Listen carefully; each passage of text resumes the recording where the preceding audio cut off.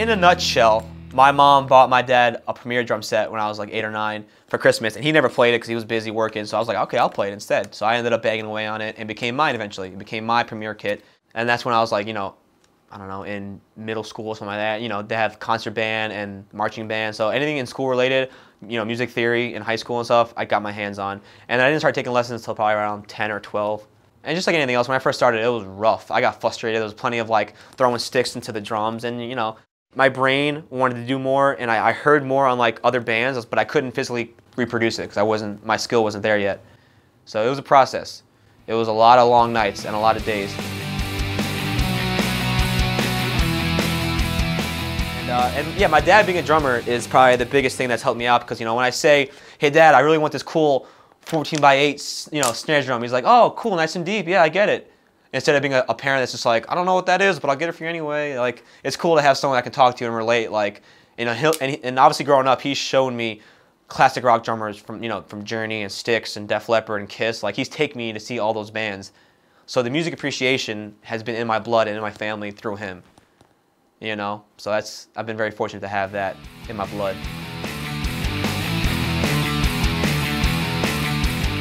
There was a huge change in my playing. I remember from 7th grade into 8th grade.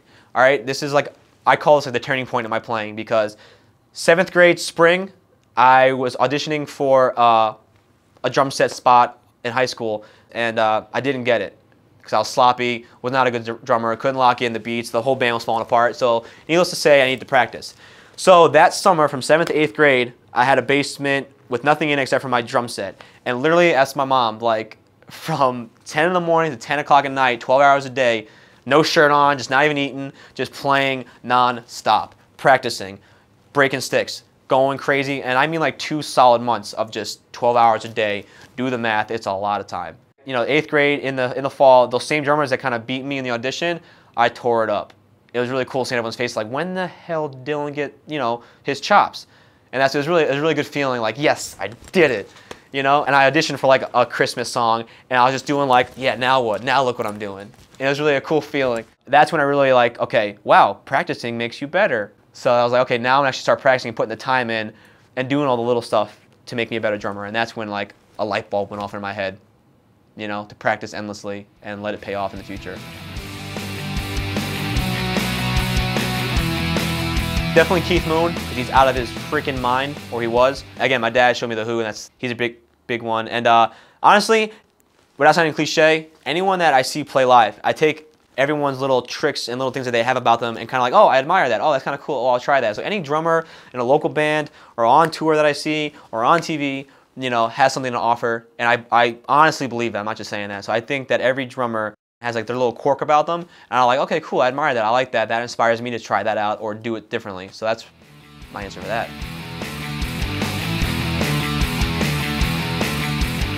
Dark Horse Percussion was my first endorsement. That was back in the beginning, before my covers, you know, when I was still playing in other bands. I just had one of the guys come out and see me play, and they were floored, and I was just happened to be nice and just, hey, dude, I need a good quality kit. I don't want to go to stores and buy it. I need something, you know, I want a kit that looks and sounds up to a quality that I have to bring my playing up to. Like, I want it to look like you know, I have a custom kit at home, white pearl inlay, red and brass. It looks really fancy, it looks awesome. And I want to bring my skill and my talent level up to equate my equipment. And Dark Horse Percussion has been awesome. They've been super nice. They help me out when I'm across the country, need a kit. They'll hook it up.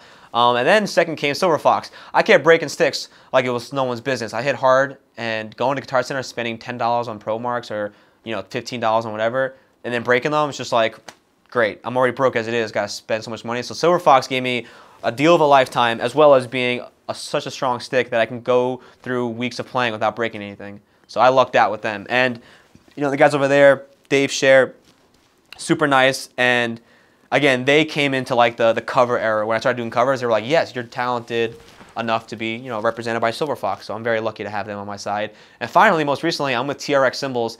And I'm not just saying this because they helped me out, but they are seriously the best cymbals I've ever played. I've played Zildjian and Sabian and Paiste for years, and they break, and I lose my mind because they're so expensive, and I have to go to Guitar Center and buy another one. So TRX is affordable, and they sound awesome. I have them right here. You know, different styles, and different sizes. I like big cymbals, and so I looked out with them. Your Music Muse is going to be, I think it's going to be pivotal in my opportunities for the future. It's a partnership. Hopefully my YouTube quote-unquote success so far will transfer over to the Your Music Muse popularity and subscribers that want to learn from me, and vice versa. Anyone that is on Your Music Muse right now or hears about it through their promoting can learn about my playing. Learning, if you're in California and you want to learn drums from someone in New York, how are you going to do it? So you're going to do it online, you're going to do it through YouTube or videos and stuff. And I think, website yourmusicmuse.com offers that, if anyone that's a fan of my playing or wants to learn what I do or how I do it, they're able to learn across the country or out of the country, and I was able to sit down and lay down a bunch of lessons and beats that I personally like, and I feel like have a good core technique to them that people might want to learn and incorporate in their playing. It's something different, you learn from the books, you learn from listening to the songs, you learn from TV, you learn from YouTube, and maybe Your Music Muse is another tool that you use to learn drums from, Again, all about having that bigger picture and that whole package. You want to learn and get your hands on everything to do with drums as possible. And I feel like Your Music Muse is one of those key ingredients, to have in your arsenal of learning.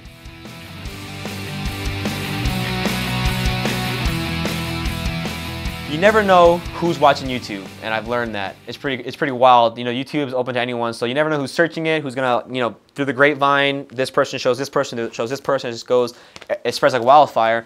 And just, I guess by luck, right now I'm playing with a band called Black Light Burns, which is Wes Borland's project when he's not with Limp Bizkit, and it's pretty wild. He found me on, actually his wife found me on YouTube. They needed a drummer, and so his wife was like, hey, why don't you search YouTube for, some musicians? Maybe, you might find someone that you want to, have try out. And just so happens that somehow came across me on my Skrillex cover, and he was like, he thought it was good enough to kind of like give me a call. And I come home, from Warped Tour one night, just going there, all sweaty, it's like 3 in the morning. I check my Twitter, and it's Wes Borland, at replying me, say, hey, man, direct message me. I want to ask you a question. And that was pretty wild because I've been a big Bizkit fan for a long time, and to have someone that's a respectable musician himself reach out to me and compliment my playing and even asking me to, come play with him, I was blown away and like didn't believe it myself. And I think that's a pretty cool story. Like, that, keep in mind, you never know who's gonna watch this. You never know who's gonna watch these covers. You don't know. The sky's the limit. You don't know who's gonna see it. So I think that was a pretty cool story.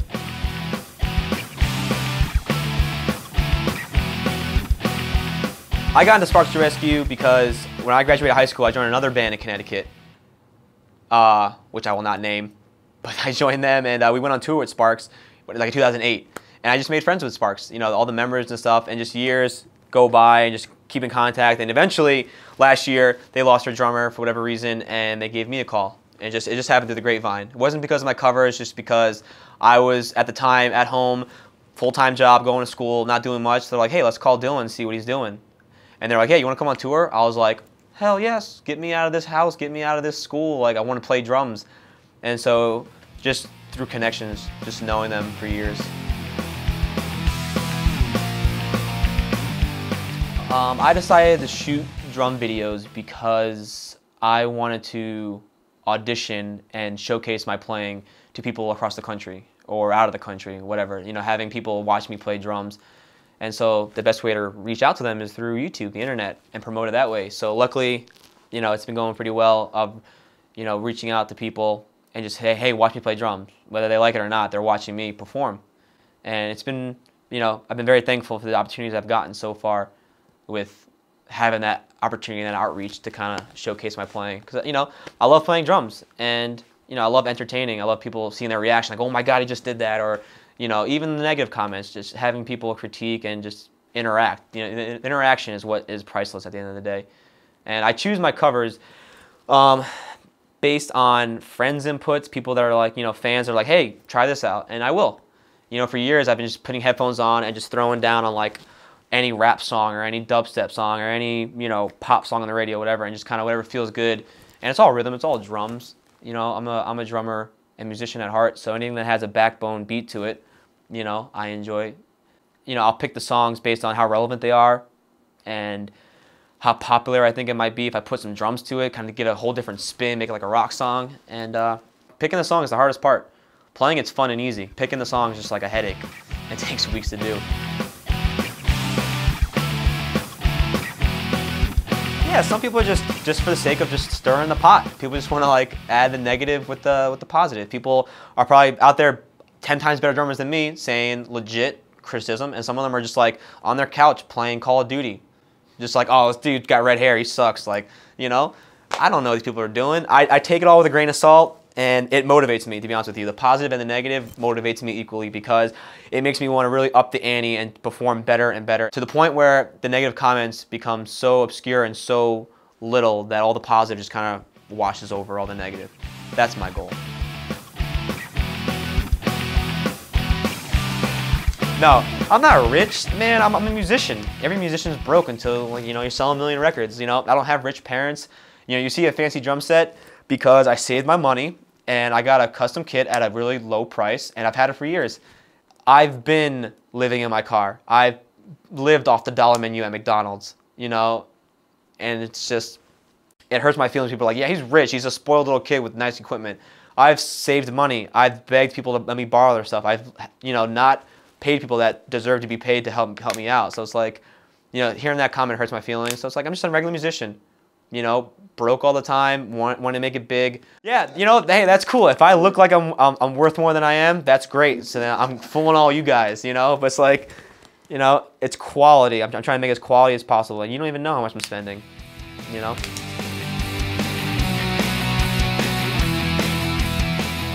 No, I don't work a job, only because I don't want to limit myself in case I get an opportunity. And it's very tough to get a job. Say, hey, I'm a drummer, so I might leave at any moment and play on tour. No one wants to really hire that at the same time. So double-edged sword. Luckily, I'm at a time now where I can support myself financially with the opportunities I do get.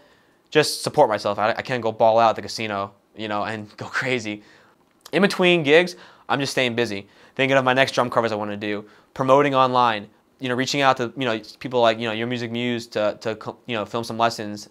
Anything drum related, I want to get my hands on in the in-between stuff. Because when I'm on tour, it's kind of like I'm on tour. I can't really do a whole lot when I'm traveling, extra as far as that goes. So, you know, try and stay busy. And basically what I've been taught over the years, especially I was told this by my instructor years ago, is you need the whole package. And that is, for any drummer that's out there, you need to have the whole package. The image, the playing, the chops, the equipment, the you know, videos or resume. You need everything. You know, that goes for any band or any, you know, anyone that's trying to get signed and stuff. You need the media presence. Anything that is small is also intricate. And I'm still working on it myself. I'm not saying I'm you know, good at it or like that, but I need, you know, having everything put together. My biggest reason for playing loud and aggressive is because it's an outlet for stress and for anything that I feel negative in me. The kit is where I can, you know, spiritually and symbolically release any tension I have in me. So there's been times when I come home angry or mad, I'm just gonna beat the hell out of my drums. And it makes me play better. It makes me play more aggressive and more determined and solid. So it is a benefit, you know. And it soothes me, you know. It calms me down. It gets me excited, and it's a place where I can just kind of like focus on drums. I don't focus on putting gas in my car or you know, taking a shower later. I'm just like, I'm playing drums right now. It's really cool to just block everything out. I think even a bigger reason than that is I like performing. I like seeing the reaction on people's face, the positive ones at least, of just people like, wow, you just flipped your stick, or wow, you just did this. And it's like, I like entertaining. It makes me feel good. I feel like I'm doing something right. For those that entertain live and on YouTube, you know, I feel like I'm doing something right there, that people are entertained. You know, I'm a performer. I'm a drummer, but I like being someone and doing something that someone wants to watch and go out of the way to see. And I feel like it's really cool, especially as a live drummer. You know, that's what I am first and foremost, you know, to have. And even the recording, hitting harder, the better. You get better tones. Any engineer will say, you know, you hit harder and stuff, you know, you're gonna get a better tone out of it. So that helps too for the cymbals and the drums. And yeah, I hit hard. I'm not gonna stop hitting hard. You're not gonna see me in 6 months hitting soft. I'm gonna be hitting hard, if not harder, you know, and doing the things that people critique me not to do. Yeah, it was a conscious effort to make it happen, because I wanted to create you know, not just sounding good and solid. I want it to look good doing it. You know, because you know when you're watching a drummer, you're watching it and you're hearing it. So like you're just getting half of your sensors fulfilled. You know, you're seeing it and hearing it. So I was like, okay, cool. I can play solid now. And trust me, there was a time I was like this, solid, robotic, straight back, and I was playing my stuff. Then I was like, okay, now you don't want to watch me. And for everyone that's not a drummer, doesn't want to, you know, watch it. So I was like, okay, flipping sticks, crossing over, cymbal grabbing, tongue sticking out. You know, guitarists do that. Why can't I do it? You know, guitarists stick their tongues out and rock and roll and throw guitars. Why can't a drummer do that? You know, lead singers swing their mics and fall on the ground. Everyone praises them. You know, if a drummer does it, it's like taboo or something like that. Like they're not supposed to. You're in the back of the band for a reason on stage in the dark. It's like, no, I want to be. Hey, I'm back here. I want to be seen. Like, you know. And trust me, there's been a lot of times in years of dropping sticks, of breaking stuff, of, you know, it backfiring and falling down. I've fallen down, standing on my throne. And it's a learning process of what I can get away with and what I can't, and not sacrificing your playing for it. You don't want to sound sloppy or be a bad drummer just because you want to stand on your throne or be fancy. You know, being solid comes first, and then you add your extra pizzazz on top of it. Always. Nowadays, I don't practice as often as I would like. You know, again, a practice pad can be anywhere and on the road. But it's like when you're on tour, you're playing every night. That's kind of practice. You know, and the thing is, especially when I play on tour, I don't like playing the same things every time. Even though I'm playing a song, I like improvising on songs. So that way I keep my chops up, I keep my creativity up. Because, you know, if you play the same song the same way, the same exact thing every time, you become a robot. So when I play with, you know, Black Light Burns or Sparks to Rescue or any gig, you know, on tour, I try like, okay, in this part of the song, I'm going to do this different fill, or in this kind of beat, just to, you know, not huge changes, but something that keeps me on my toes. And I think that's really cool to make it more authentic for live. But I definitely should be practicing more, and there's always time to practice more. You know, lately, especially, my sleeping schedule is so messed up. I'm up, you know, I'll stay up to like 6 or 7 in the morning and sleep till about 2 or 3 in the afternoon and just spend all day and night, you know, in my dungeon, I like to call it, in my basement, just practicing on the pad. I have an electric drum set now, so I get to practice that. I know I'm gonna get a lot of bad mouth for this, but I'm gonna say it anyway. I saw an interview on YouTube or on VH1, I don't know where it was, of Lil Wayne. And whether you like his music or not, doesn't matter, but his work ethic is something to admire and be inspired by. And, you know, I like hip hop, I love his music, and you know, he said something that just kind of stuck with me. He says, you know, his work ethic and his time is, he practices and works 25/8. So it's like 25 hours a day, 8 days a week. So he's like, he uses that extra time while people are sleeping, while people are taking a break, while people are, you know, not doing something else. He's using that extra time, those little inches that add up to the whole big difference of like 25 hours in a day, 8 days a week of just like that, you know, that extra 5 minutes a night, 10 minutes a night. You know, turns into hours at the end of the week that just, you know, after 6 months of hours added up, it's like, you know, that's the extra time. So I try to go by that, you know, and just like his mentality of like, people are asleep, you know, I should be up working and competing, you know, especially competitive, you know, music industry is very competitive for gigs and for, you know, if you're in bands and stuff. So, you know, his mentality, if people are sleeping, you should be working. People are taking a break, you should be working, you know. You never want to give up and never stop. So I try to, you know, be a machine when it comes to rehearsing or practicing or striving for the next level. And I kind of use him as a role model, quote unquote, even though I can't rap to save my life.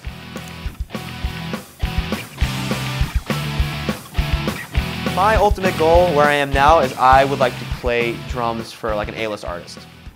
You know, I loved being on stage and I love being on tour, so I would love to, you know, audition and get a gig with like, I don't know, someone on the radio, Katy Perry, you know, pop artist, you know, Pink, any Britney Spears, I don't care. You know, or a rap artist, you know, Lil Wayne, Drake, you know, any rap artists, you know, out there. I would love to play live and be on a really big arena tour. That's my ultimate goal. Working towards that, you know, auditioning and taking everything to the next level, and that's where I want to see myself sooner than later. Whenever it comes to fruition and I get lucky and work my butt off for it, you know, that's where I want to go. Yes, for 2013, I'm very fortunate to be going to Europe as well as Russia with Black Light Burns. So I'll be out on tour out of the country for the first time. So that's going to be awesome. And yeah, I got some more tricks up my sleeve that people just have to watch. You know, I got some more covers coming out in the next couple weeks, as well as 6 months. My next cycle of covers might be my last, but it's going to be over the top. It's going to be the end all to be all of what I'm about, you know. And I'm very excited. I got a lot of stuff coming up. So if you like what you see in here, please subscribe. You know, the more you share the videos, the better. You know, it helps me out with the opportunities I get to have, and I get to play drums more. And if you're entertained, then I would love to keep doing this. And I don't plan on stopping for anything or for anyone. So that is the mentality. And anyone that's learning drums out there, the best thing I can say is just practice. I know it sounds cliche, but it's like the time you put into it is what's going to pay off in the end.